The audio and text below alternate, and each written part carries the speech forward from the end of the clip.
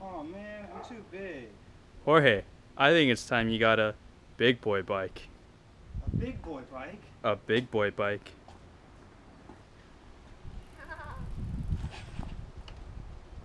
What's wrong, Jorge? I can't make the jump. You can't make the jump, No. but didn't you know your bike has suspension? Suspension? Yes, Jorge, suspension. Yay, a video on suspension. Oh, yeah, sweet pawn move.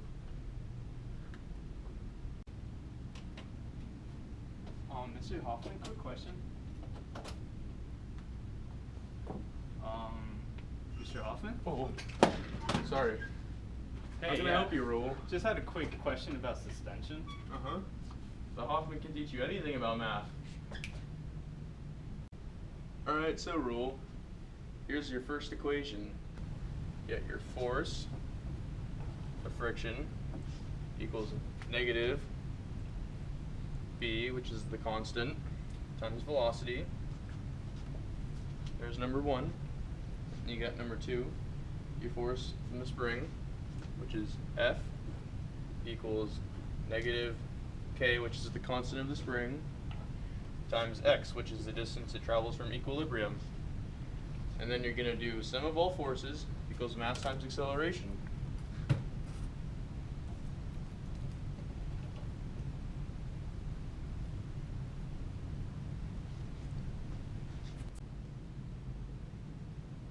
Mr. Hoffman, I can't really see anything. What's that, Rule? Nothing. That's what I thought. Alright, Rule, so you're going to add equation 1 plus equation 2, plug it into that there formula. So you got 1 plus 2 is sum of all forces equals negative BV minus KX equals MA.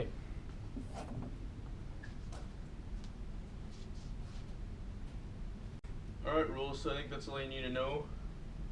I'm going to go work on my SAT questions. Wait, but you didn't answer my question.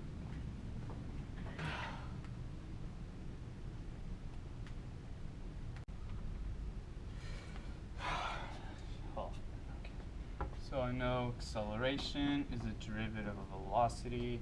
Velocity is the derivative of distance. Acceleration is the second derivative of x.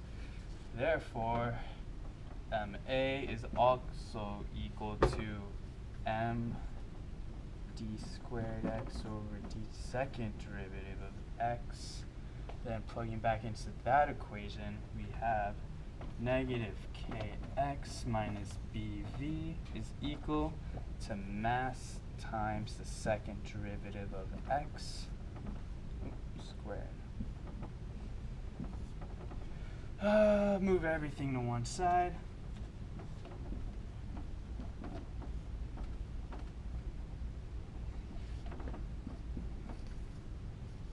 Could have done this himself, just had to make me do it.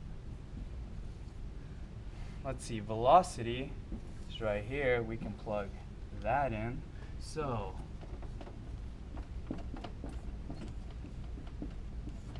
plus b dx over dt plus kx is equal to 0. That's not helpful. Well, I know that when the spring oscillates, since a spring moves forward and backwards before reaching equilibrium, the graph looks something like this, where eventually it comes to a complete stop. The graph of that function being this right there. Then if we remember velocity is the derivative of x, we can set that equal to the derivative of this right there, which would be lambda a e, a being a constant, lambda dt power. So then simply velocity is equal to lambda x, because all this is the same as that is the same of x to get that. Ooh, looks like I found my new SAT question. Okay, picking up where I left off, equals lambda a e raised to the lambda t power. So acceleration is the derivative of velocity respect to time is equal to lambda squared a e to the lambda times t. Therefore, x of t is equal to a e. There, see, that's the same again. So acceleration with simple substitution is equal to lambda squared x lambda squared. Let's see, how do we do that? Sum of all forces is equal to negative kx. Sum of all forces is equal to ma equal to negative kx. Divide both sides, negative kx over m. Let's see. We have acceleration there. Lambda squared x is equal to negative kx over m. Cross out that x's. Lambda squared is equal to negative k over m. That's squared, so there must be imaginary solutions. And I can't do that because Douglas didn't teach me that correctly. I can't do it.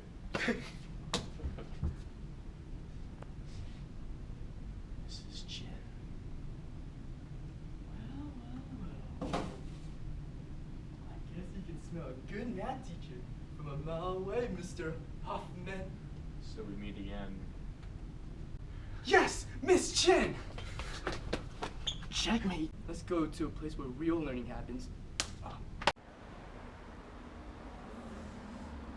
What the? Where am I? Bro, today you're in math heaven. It's okay. It's okay. We're gonna pick up where Hoffman can never finish. Alright, so continuing.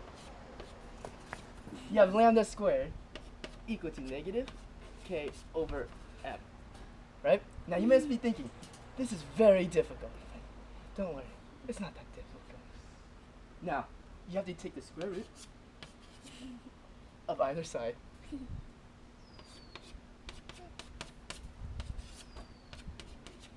Remember, when you take the square root, you'll get a positive and a negative solution. Alright, now picking off, remember, there's a negative underneath a radical. You cannot do that. So, pulling out a negative. Can't forget the plus minus 1. Okay, continuing. You're left with this. Now, a negative 1 underneath the radical is an imaginary number, which means that your solution overall is imaginary.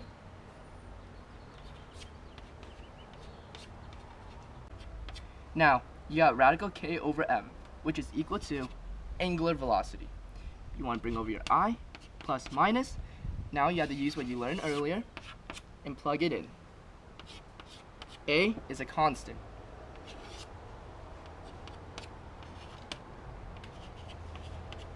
Plus minus, because you can have both a positive solution and a negative solution.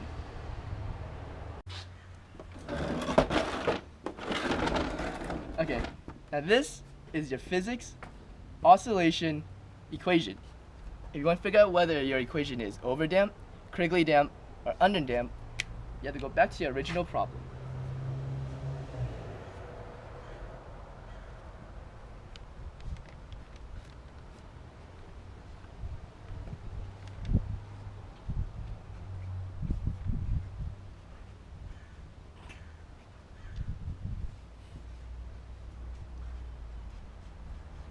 Now, you have to sub in for your derivatives.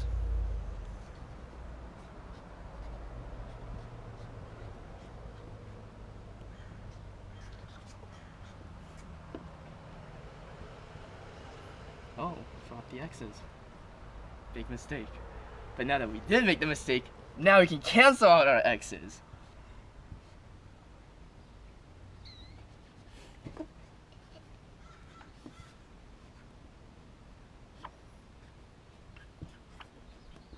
Now using the quadratic formula, you will get negative b plus minus square root b squared minus.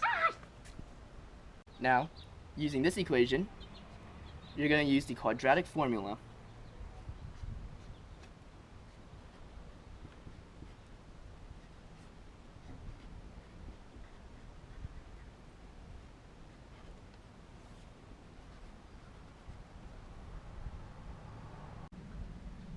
Hey, that's mine! Alright, it's okay. I got this game plan planned out. Now using the discriminant, if it's greater than 0, it will be over-damped. If it's equal to 0, it will be critical damping.